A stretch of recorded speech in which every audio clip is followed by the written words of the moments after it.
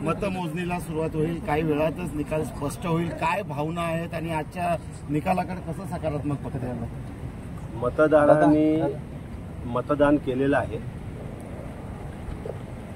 आणि आज फक्त औपचारिकता शिल्लक आहे आणि त्यामुळे या निवडणुकीमध्ये रायगड लोकसभा मतदारसंघातील मतदारांनी महाविकास आघाडीचे उमेदवार म्हणून शिवसेना उद्धव बाळासाहेब ठाकरे पक्षाचे आनंद गीते यांना निवडून देण्याचा निर्धार केला होता, निर्णय घेतला होता आणि त्याप्रमाणे मतदान झालेलं आहे. आज फक्त औपचारिकता आहे. ही औपचारिकता पूर्ण होईल आणि मतमोजणी झाल्यानंतर विक्रमी मतांनी विजय होऊन मी इथून जाणार. धन्यवाद सर.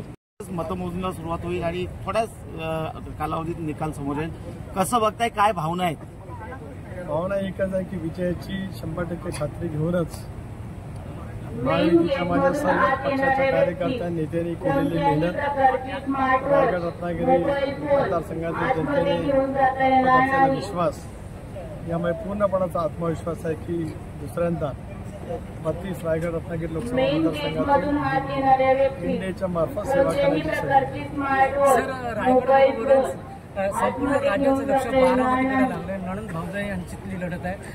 काय विश्वास वाटतो आपल्याला? निश्चितपणाने त्या ठिकाणी पवार विजय होणार आणि ती पवार विरुद्ध सोया अशी लढाई आहे.